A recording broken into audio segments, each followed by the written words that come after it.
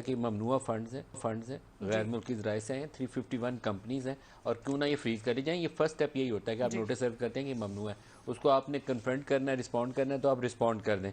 लेकिन गैर मुल्की कंपनियां 351 में से कितनी बताएंगे कि वो 351 गैर मुल्की नहीं है? 2, 4, 5, 10, 100 निकाल देंगे, वो एक भी ममनुआ है तो पहले तो वो फंड्स फ्रीज होंगे।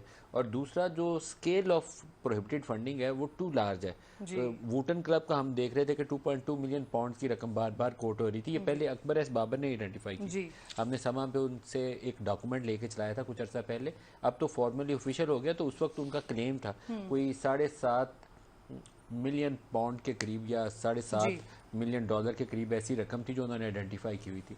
आज वो चीज़ें इनके ऑर्डर के अंदर आ गई हैं। आप देखें जो पीटीआई यूएसए एलएलसी है वहाँ से भी कोई 20-22 लाख डॉलर आया हुआ है, बरतानिया वाले से भी आया हुआ है। उसमें इंडियन नेशनल और जूश नेशनल के इल्ज़ामात थे, 2 नाम हमें पता थे, हम बार बार दोहराई जाते थे, बैरी स्नेप्स और इंद्रजीत।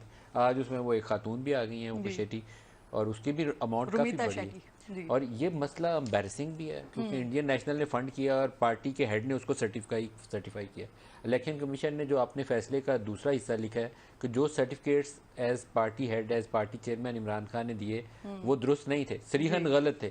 जो उर्दू का मैंने उसका जुमला पढ़ा है कि सरीहन गलत थे, तो इसका मतलब है कि वो धोखाधड़ी के जुमरे में या फॉल्स के जुमरे में आ जाएगा। तो सुप्रीम कोर्ट के सामने, आला अदलिया के सामने जो परजरी है उसकी भी एक बाकायदा इम्प्लीकेशन है, वो ये हमारे लॉ वाले लोग बेहतर बता सकते हैं। तो 3-4 चीज़ें ऑपरेटिव हो जाएंगी। एक तो पॉलिटिकल पार्टीज ऑर्डर के तहत आपने ममनुआ फंडिंग हासिल की, वो कॉन्फिस्केट हो जाएंगे फंड्स, पहला मरहला है। दूसरा, क्या वफाक उसके ऊपर ये फैसला करता है कि उसको सुप्रीम कोर्ट से रिजू करना है, तो मामला सुप्रीम कोर्ट के सामने आ जाएगा कि पार्टी के ऊपर एक्शन लेना है कि नहीं।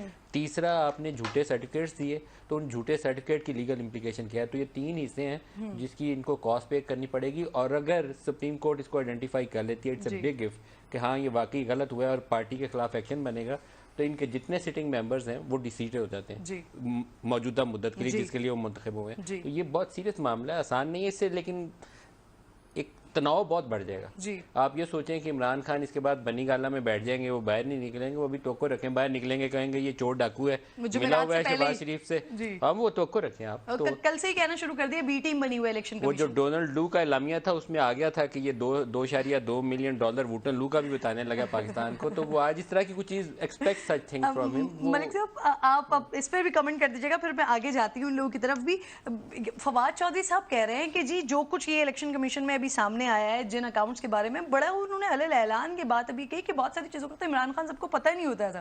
तो ये कितना एम्बैरेसिंग है, एक पार्टी सरबराह एक डॉक्यूमेंट साइन करके दे रहे हैं और उनके अंडर काम करने वाले पीटीआई के लोग आके कह रहे हैं कि उनको तो बहुत सारे अकाउंट्स का या बहुत सारे फंड्स का पता नहीं होता था। सर ये कितना एम्बैरेसिंग है? अच्छा, 2 चीजें हो सकती हैं। बाज़ फंड्स हैं जैसे अमेरिका में इन्होंने कुछ 100 इंडिविजुअल या 150 कंपनी से पैसा लिया, पॉसिबली इमरान ने उस सर्टिफिकेट के ऊपर दस्तखत किए होंगे और उसको पता नहीं होगा। लेकिन वुटन का इमरान को पता नहीं होगा, ये बात मानने वाली नहीं है, क्योंकि इनकी मीटिंग्स में आके एज पार्टी हेड भी पहले भी वो बैठते थे जब इमरान खान पार्टी के सरबराह थे, और बाद में भी जब प्राइम मिनिस्टर बन गए तो इनकी पार्टी मीटिंग में बैठे हुए थे। और जब वुटन में खेलने गए उसकी तस्वीर तो आपने वो एफटी में देख ली है, वो पेशावर परवर्स और वो कौन कौन थे, वो शर्म आएगी सबको, लेकिन वो चीजें हुई हुई हैं। और आरिफ नकवी को डिफेंड भी किया। बात ये होती है कि आप हमाकत करते हैं, आपको ये कहने की क्या ज़रूरत है कि वो उसने थोड़ी सी मनी लॉन्ड्रिंग की है, भाई वो बोलो उसने गलत काम किया उसको सजा दो, मेरा क्या कसूर है उसमें। इसी तरह फराह को मैं कहता था कि उसको कभी डिफेंड नहीं करना चाहिए, फराह कौन है, आप बोलो उसने गलत काम किया उसको सजा दो। इसी तरह इसको आरिफ नकवी को डिफेंड कर रहे हैं, तो पहला स्टेप यहाँ से वो खुद इस्टेब्लिश कर देते हैं कि उनकी अच्छी अंडरस्टैंडिंग थी और उससे मिलते जुलते थे। 2-4 लोग ऐसे हैं पाकिस्तान में जिनकी हमारे जो सियासी बड़े हैं ना, काबरीन पॉलिटिकल एलीट, उसमें अक्रॉस दी पार्टी लाइन सबसे जफ्फी डाल के वो रखते हैं। सरफहरिस्त नाम है रियाज मलिक साहब का, वो आसिफ जरदारी के भी दोस्त हैं, वो इमरान खान के भी दोस्त हैं, वो शरीफ फैमिली के भी दोस्त हैं। इमरान खान को अगर जरदारी को मैसेज भेजना होता है इलेक्शन से पहले या ये वोट ऑफ नो कॉन्फिडेंस से पहले, तो उसके लिए भी रियाज मलिक के गुड ऑफिस काम आते हैं। अनिल, वो उनका पूरा नाम क्या, अनिल मुसर्रत जी, मैं समझता था कि सिर्फ इमरान के दोस्त हैं, क्योंकि पीटीआई के लोग जाते थे उनकी बड़ी आओ भक्त करते थे। तो बाद में पता चला शहबाज शरीफ के ऊपर इन्वेस्टिगेशन हो रही थी, तो शहबाज शरीफ ने जो लंदन में अपनी प्रॉपर्टी खरीदी है उसके लिए उससे भी कुछ 70-80 हज़ार पाउंड उधार लिया हुआ था। वहाँ वो शहबाज के भी दोस्त हैं।